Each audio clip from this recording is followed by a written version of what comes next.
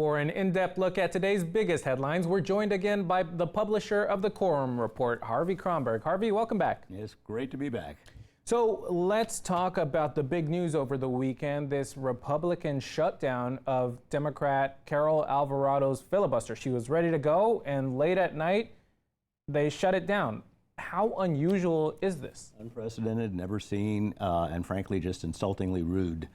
She even said the pretense was that she had been using the redistricting for fundraising. Well, every damn one of them, including Dan Patrick, the lieutenant governor, has been using everything in this session for fundraising. She even said, well, maybe another senator, and they just said, no, we're not allowing a filibuster.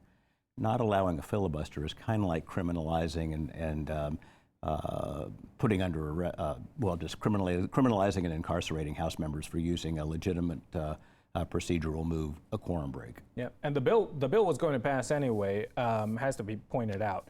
I also want to talk about the big news in elections. In the GOP race, or the primary race for Attorney General, we had some big endorsements over the weekend. Ted Cruz came out and endorsed Chip Roy, and then today, incumbent Attorney General Ken Paxton endorsed Aaron Reitz. Who do you think is the front runner in this race? By name identification alone, it's Chip Roy. Nobody knows who Aaron Reitz is. He's a very articulate young man. He did a long interview here on the station, on the program. Paxton is obviously still annoyed at Chip Roy for calling for his resignation. Yeah, calling for his resignation, actually having some ethics and demanding that there be ethics in the attorney. And he worked for Paxton. He watched it. The endorsements don't really matter at the end of the day. What matters is Paxton is essentially funded by the billionaire out of Midland, Tim Dunn. Does Tim Dunn's money follow Reitz, or does it not make any difference? And it's a battle of equals. Based on name ID and national stature, Chip Roy would have the automatic advantage. And I just want to ask you, I want to push you a little bit here with you don't think that Paxton's endorsement will help Reitz at all? Because he had also said he was going to stay out of it. People these days are saying a lot of things. I don't know how much political capital Ken Paxton's going to use for anybody other than his own Senate race. As everybody has reported, the latest polls show that it is actually tightened. It's no longer a double-digit separation. In fact, low single digits by some polling.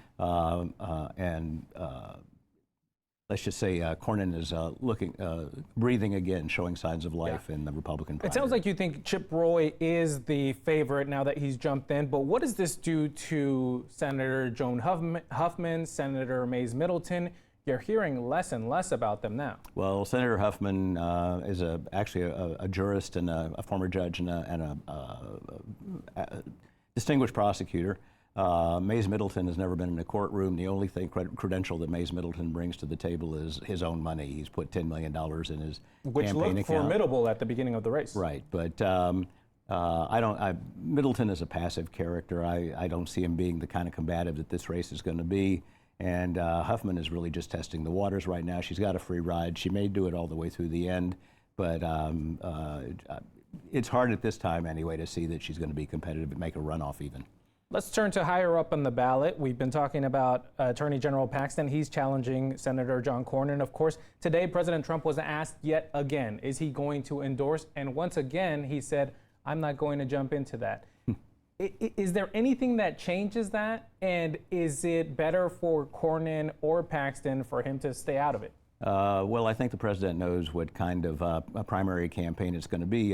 Senator Cornyn has already gone extraordinarily negative on Ken Paxton long before we're even thinking about primaries, and he's obviously bloodied him up. He's showing the kind of fight that the president likes, and apparently MAGA Republicans like. So do you think it helps Cornyn for Trump to stay out of it? Yes, I do. Whoever he endorses in this environment, who knows what it'll look like in 6 months, but in this environment, whoever the president endorses is obviously, that's worth 4 or 5 points that they didn't have before. That's Harvey Kronberg. Thanks again for joining the program. My pleasure.